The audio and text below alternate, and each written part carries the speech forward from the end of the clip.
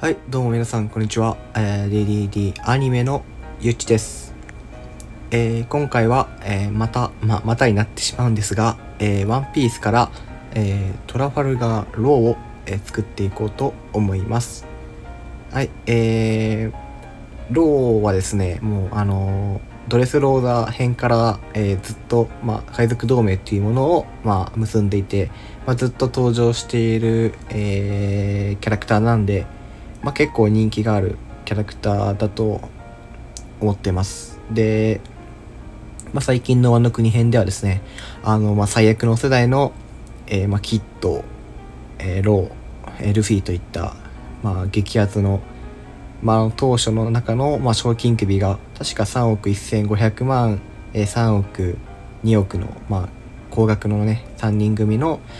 コンビが見られて、とてもね嬉しい方が、興奮している方が多いと思います。僕も、その一人です。その中でですね、最悪の世代の中では、僕はですね、ゾロに次いで、2番目に好きな、キャラクターなんで、あとですね、その敵キャラっていうか、敵じゃないんですけれども、他の海賊団、麦わらの、海賊団以外の海賊の中では、多分今パッていう思いつく限りの中では一番、好きな、海賊なんじゃないのかなっていうふうに、思います。かっこいいですよね。シンプルに登場した姿がですね、ドレスローザじゃないか、バンクハザードで登場したんですね。そうです。すいません。僕の、勘違いでした。バンクハザードから登場していて、そこからもう、ドレスローザって言って、今のワノ国まで一緒にいる感じですね。だからもう、新世界の魚人島編以外ではずっと一緒にいるキャラクターなんです。結構、あれですよね。そうやって考えたら、頂上戦争でも、最後にね、登場して、ルフィを助けてくれる、恩人となってくれているんですが、そうやって考えるとローの登場の期間っていうのが、異様に長くて、なんかね、一応ローも D のをね持っている D のね一族なんですけれども、やっぱそういう結構物語の終盤まで関係してくれる重大なキャラクターなのか、それともね、途中でいなくなっちゃうキャラなのかちょっとこれはあんまり言えないんですけど、ちょっとわからないですけども、そうです。そうやって考えたら新世界でずっとね、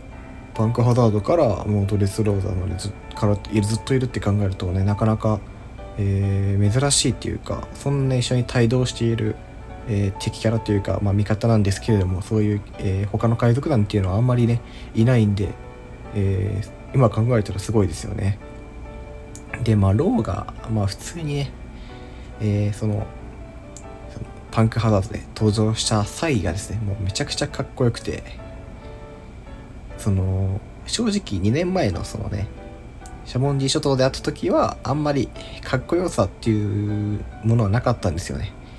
ちょっとなんか中二病の少年みたいな、ちょっと幼かなんて言うんだろう、なんかちょっと幼い感じがしたんですよね。ちょっとわかりますかね。ちょっとなんて言ってるかわからないですけど、なんか若干なんか若い感じのクソガキ感が言い方が悪いんですけどもしたんで、あんまりかっこいいと思わなくて、正直シャボンディに、最悪の世代が集まるっていうなった時はめちゃくちゃシャボンディショットがねめちゃくちゃ好きなんですけど、僕も興奮はしてめちゃくちゃ面白かったんですけれども、その当時は一番ではなかったですね。はい。1番はやっぱゾロで、2番がルフィって感じで、次キッドみたいな感じだったんですけれども、2年後のね姿がもうむちゃくちゃ、まずヒゲがねちょっとね、男性だったら一度はちょっと伸ばしたことがあるのではないでしょうかっていう感じの、ヒゲをねちょっと生やして、ヒゲを生やす、なんか携えるっていうんですかね、ヒゲを生やして、でなんていうんですかね、髪があるっていうのが、2年前髪がなかったんですよね。髪がないっていう言い方はちょっと語弊があるんですけれども、なんか髪の立体感がなくて帽子をねかぶってる状態だったんで、その帽子もね進化して、昔はですねちょっとなんか言うてしまったら2年前のチョッパーみたいなその帽子からその2年後のちょっとモフモフっとした感じのね帽子に変わってて、でそこから髪の毛が結構生えてて、で帽子をね脱ぐバージョンも描かれているとかっこいいですよね。もともとねその目のクマっていうのもその2年前はそんなかっこよくなかったんですけれども、なんかねちょっと2年後はかなりかっこよく見えて、推しのキャラクターのね一人です。でそのねやっぱ過去の背景っていうかその過去の出来事っていうのもその描写されている一人で、結構長く詳しくねそのね幼少期の頃のエピソードっていうのがそのパンクハザードじゃなくてドレスローザでそのコラソンさんとのそのなんていうのかな物語っていう幼少期の物語っていうのがあるんで、その余計ねちょっとその気持ちが入っちゃうっていう感じですかね。あんまりねその敵キャラでその幼少期の描写が敵キャラじゃないんですけど、その幼少期の、ね、描写が入っているキャラクターっていうのが、少なくてですね、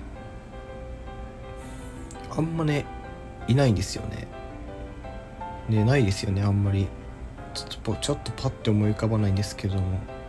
その幼少期のなんか絵っていうのがそのなんていうのかな、漫画と単行本の間と間にある SBS とかで書かれたりするっちゃするんですけども、そのあんなね原作とか、アニメとかでも事細かく、なんか中身がねあるっていうのは、多分麦わらの海賊団以外だったらローだけなんじゃないのかなと。あとハンコックとかも一応軽くですけどね、そのなんか奴隷だったとかいうのはあるんですけども、あんなにね事細かく経緯が表示されてなんかあるっていうのはローだけなのかなって思いますしね。そしてねシーンはね本当に感動するんでね、結構ね海外の方に人気なんですけどね、シーンはけどそれも含めてやっぱその最悪の世代の中では僕は一番好きなキャラクターです。でそしてですね、今回は、いつもはこの原型だけ作って、終わりっていうのが僕のその動画のねスタンスなんですが、今回はちょっと色塗りまでしてみました。で色塗りがあんまりやってこなかったっていうこともあって、かなりちょっとね顔とか変になっちゃったなっていうのがね、あと顔とかがかなり変になっちゃったなっていう感じで、正直あまり納得するような出来ではないかったんですけれども、ちょっと造形自体はかなり自分自身では上手くなってるかなっていうふうに思います。でやっぱね思ったんですけど、色を塗るときってみんなその上手い方って分割して作ってるんですよね。やっぱ分割して作んないとやっぱね色塗れないんですよね、うまく。なんで次からは、分割して、作ってみようと思います。はい。でこれが一応、作った原型です。ちょっとね下半身が細いかなっていう印象で、やっぱね筋肉を作るのが最近ちょっとヤマトさんだったりとか、ヒカキンさんだったりとか万波さんだったりとかで筋肉をね作る機会が、最近なかったので、筋肉をね久しぶりに作れて、ある程度うまくできたかなっていうのはあります。はい。でそれで最初今まではその筆塗りっていう筆をね塗っていくっていうのがあったんですけど、やっぱり色にムラができちゃうっていうのがあって、でやっぱ色にムラがあるとなんていうんですかね、作品的にはいいんですけど、なんかフィギュア感がちょっと薄くなるっていうか、なんかその小学生が描いた絵みたいな感じになっちゃうんですよね。やっぱ上手い人の絵ってその配色とかがそのなんかある程度統一されてて、そういう均一感がある中でそういう影とかなんか入れたりしててうまく見えてると思うんで、そういうなんかもう方向性がバラバラだとちょっとね汚くなっちゃうっていうかフィギュア感がなくなっちゃうんで、今回はねちょっと久しぶりにエアブラシで、塗装してみました。でこれは本当に最初の頃買ったんですけども、自分に合わなくてですね、ほとんど使ってなかったんですが、今回ちょっと久しぶりに、使ってみました。でやっぱそうなるとやっぱ分割しなければならないということで、